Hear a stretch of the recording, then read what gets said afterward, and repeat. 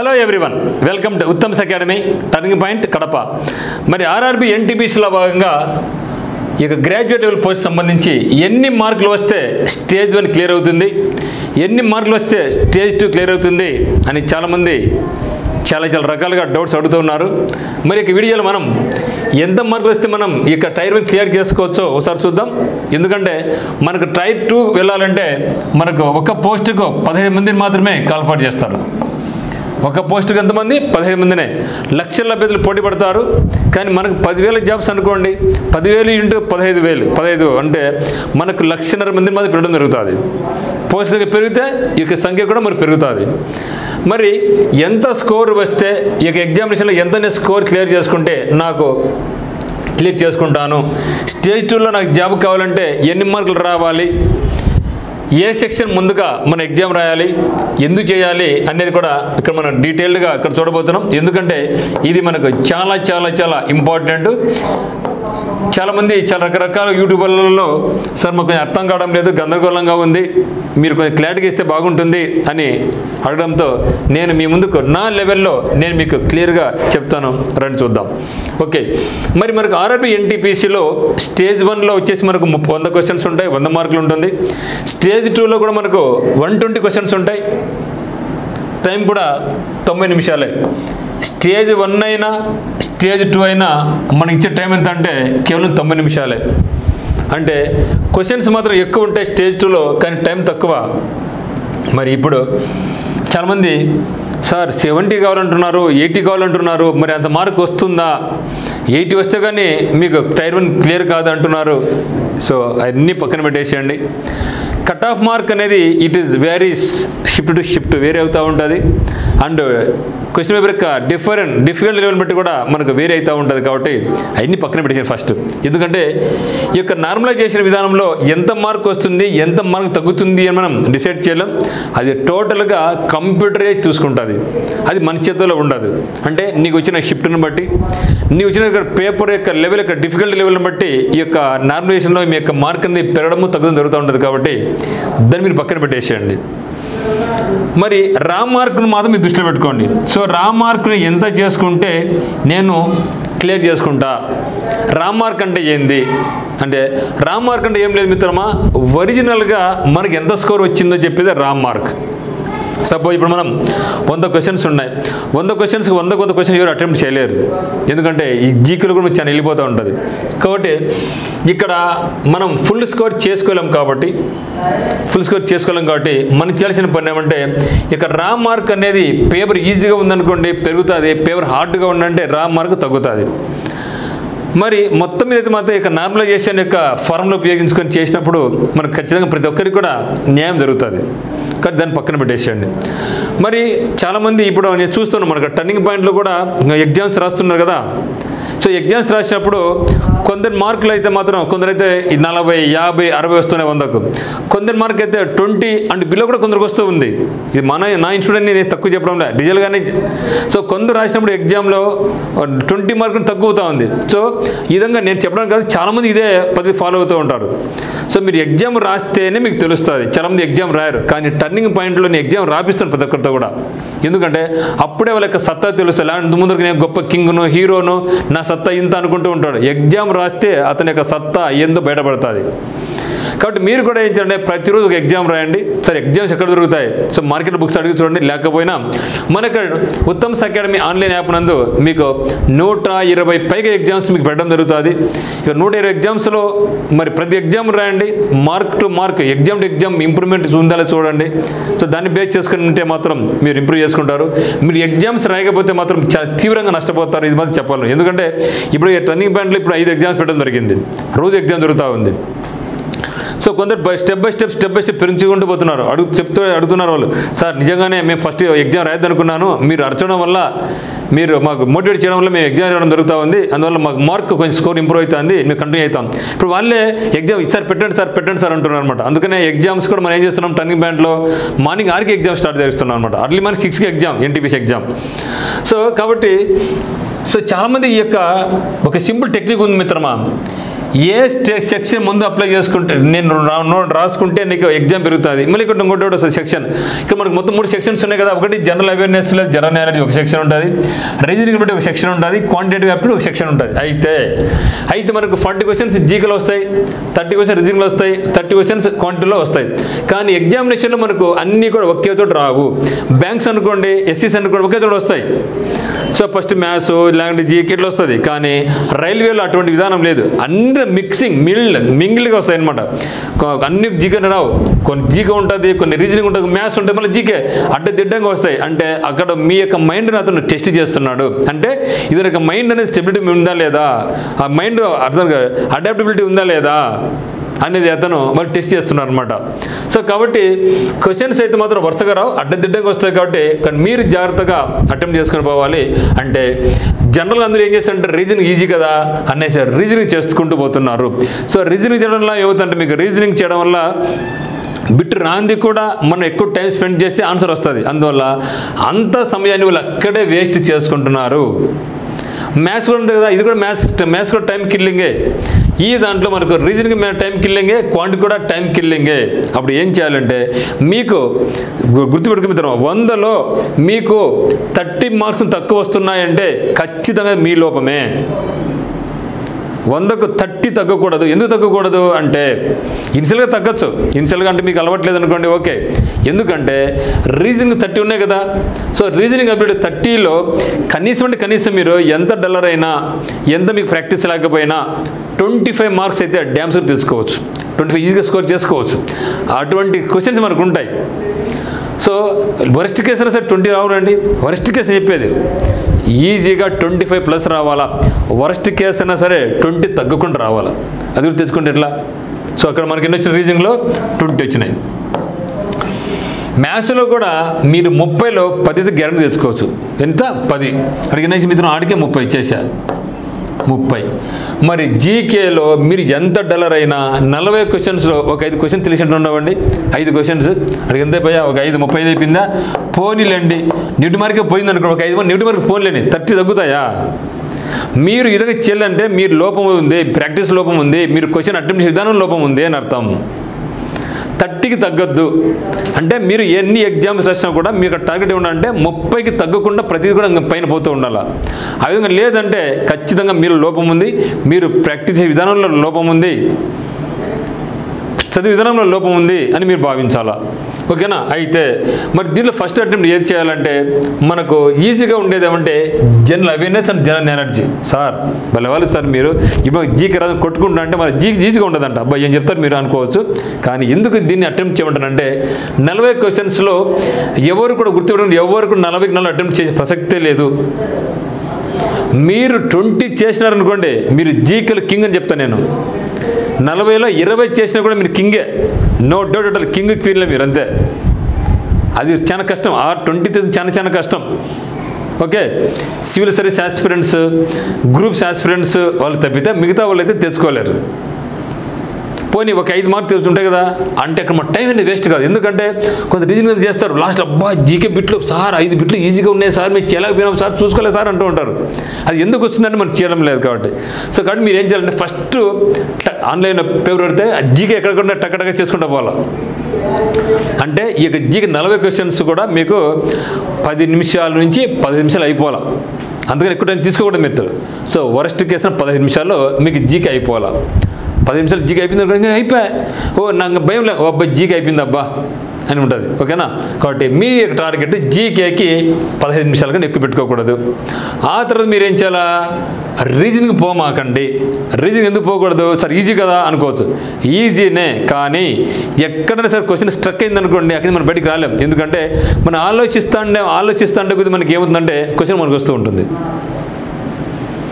So కాబట్టి మనం చేయాల్సింది అంటే రీజనింగ్ కాదు, నెక్స్ట్ ఏం చేయాలి? మీరు క్వాంటిటీ చేయాలా. సో క్వాంట్ కూడా అంతే కదా. క్వాంట్లో క్వశ్చన్ చూస్తాను మీకు ఐడియా వచ్చేస్తుంది.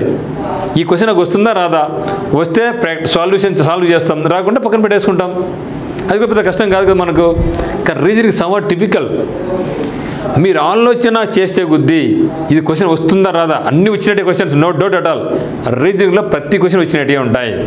కాకపోతే అక్కడ మనకు మైండ్ యొక్క అప్లికబిలిటీని బట్టి, ఆ యొక్క మైండ్ ప్రజెన్స్ని బట్టి, ఆ యొక్క సమయంలో మీరు ఎట్లా కూల్గా ఉన్నారా, హాట్గా ఉన్నారా, దాన్ని బట్టే మన క్వశ్చన్స్ అనేవి వస్తూ ఉంటాయి. కాబట్టి ఫస్ట్ మీరు చేయాల్సిన పని ఏమంటే జనరల్ అవేర్నెస్ ఫస్ట్ చేయండి, 2 క్వాంట్ చేయండి, 3 రీజనింగ్ చేయండి. ఇది ఒక టైం కేటాయించుకోండి. జీకే అనేది నాకు 15 నిమిషాలు అయిపోవాలా, క్వాంట్ అనేది నాకు ఒక 35 నిమిషాలు అయిపోవాలా, రీజనింగ్ కూడా నాకు ఇది ఒక ఇలాంటి 40 మినిట్స్ ఒక 30 మినిట్స్ అయిపోవాలా, 70 అదొక 15 25 ఇంకా 10 నిమిషాలు. ఆ యొక్క 10 నిమిషాలు మాకు అన్ని సెక్షన్స్ ఈజీ, అన్ని సెక్షన్స్ కష్టం చెప్పలేం. ఏ సెక్షన్లో కష్టంగా ఉండేది దానికి టైం వినియోగించుకోండి. రీజనింగ్గా అదే క్వాంట్ అనేది మీరు వినియోగించుకోండి. సో ఈ విధంగా మీరు చేసుకుంటే మనకు మినిమం ఇనిషియల్గా మీరు 30 నుంచి మినిమం పెంచుకోండి. మీ యొక్క మార్క్ మీరు ఏం చేయాలా 30 పెంచుకుంటూ పోండి. లేదు ఇది కూడా మీకు కష్టంగా ఉంది వదిలేబ్బా, 20 నుంచి వెళ్ళిపోండి. 20కి తగ్గద్దు. 20కి తగ్గిందంటే మీరు ఫీల్ ఉండడం వేస్ట్. నేను కరెక్ట్గా చెప్తున్నాను కాదు, ఇది వాస్తవం. కాబట్టి 20 అని పెట్టుకోండి. ఎగ్జామ్ టు ఎగ్జామ్ మనం పెట్టే 120 ఎగ్జామినేషన్స్లో మీరు స్లోగా పెంచుకుంటూ పోండి. అప్పుడు మీరు మీ యొక్క టార్గెట్ ఏమి ఉండాలంటే 50+ మార్క్స్ మీకు ఉండాలి. 50+ మార్క్స్ మీకు రాగలగాల. అప్పుడు మీరు మీ యొక్క ప్రిపరేషన్ బాగుందని అర్థం.